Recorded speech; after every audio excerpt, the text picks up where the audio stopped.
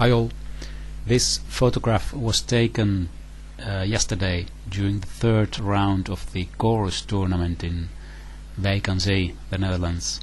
And you see here Magnus Carlsen doing some physical exercises before the third round started. This second picture is also very nice. They were taken, by the way, by photographer Fred Lucas. If you would like to see more of him, have a look at his website, fredlucas.eu. In this third round there was a very short game played. In only 19 moves it had ended, and the players were the English player Nigel playing the white pieces, and with black was playing the Dutch player Erwin Lamy. And I believe I have also a picture of Erwin here. Yeah, this is him. This is a very talented player in the Netherlands, and he's a grandmaster, and this time he was not that lucky because he lost very fast. And I would like to show you that game because it is a very instructive game about the dangers of allowing your king to stay in the center, and how to exploit development advantage. So let's have a look at the game now.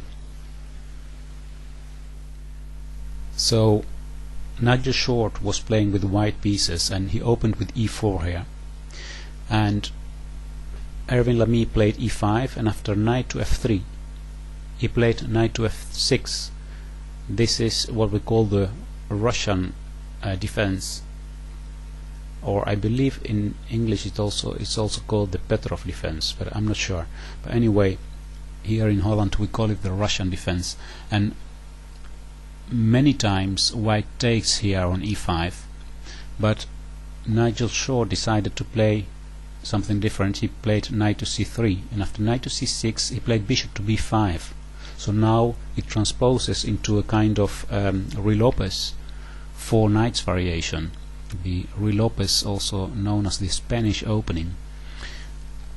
Black here played knight to d4, and now white took on e5, and after knight takes b5, knight takes b5, c6, knight to c3, and now queen to e7. So black is trying to regain this sacrificed pawn. The knight on e5 is attacked, and after he moves, then the pawn on e4 will be attacked twice by the queen and the knight on f6. So knight f3 was played here, and black took on e4. So material is equalized, and we see a very symmetrical pawn structure. And many times in this Russian defense, like it started, we have also this kind of symmetrical pawn structure, and the chances to play a draw are quite big if the position is simplified towards an endgame. But that didn't happen here. White castled, and now black took on c3. Knight takes c3, and Nigel Short took with the d pawn. So if we look now at the position, we see that the pawn structure of white is damaged, but there is big compensation for this, and that is that white has a strong lead in development.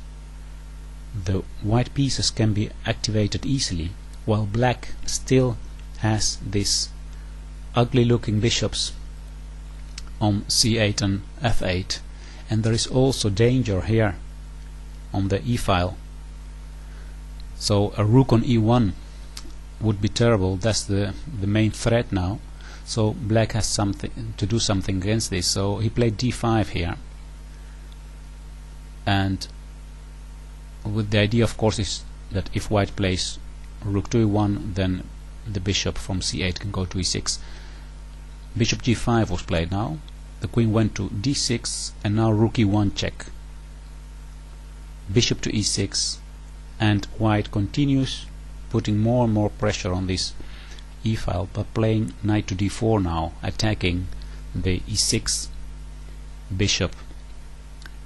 Now black tries to chase the knight away from d4, and the knight takes on e6, and after f takes e6 we see that the consequence of this exchange of pieces is that a diagonal has been opened, the diagonal e8, e8 h5. So queen to h5 check, g6, and now queen to g4, again putting pressure on the weakest point of black, the pawn on e6. And here black decided to defend this pawn with king to f7, but we already see that this king is not very safe. The pawn structure on the king side of black is damaged. The dark squares seems to be weak, and the next step that white takes here is, because of the black king not being able to castle anymore, white tries to open more files and more diagonals by playing c4 here. Now black doesn't want to exchange this pawn, so he plays d4, and now the consequence of this is that the diagonal f3 b7, oh I'm sorry, I'm doing something wrong here. I wanted to draw an arrow but it doesn't work. Well, anyway, the diagonal b7 f3 is opened now, so queen f3 is played, check, the king goes to g8, and now white didn't take on b7 immediately. It would have been possible, it would have been a good move, but he actually played an even stronger move, and that is bishop to f6, attacking the rook on h8. And if the bishop would go to g7, then of course queen takes b7 is fatal, threatening a mate on g7 and also threatening to take the rook on a8.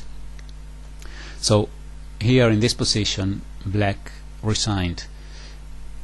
The other option would be to give up the rook on h8, but then the material advantage of white and the positional advantage is also very big, so there is no way of saving the game.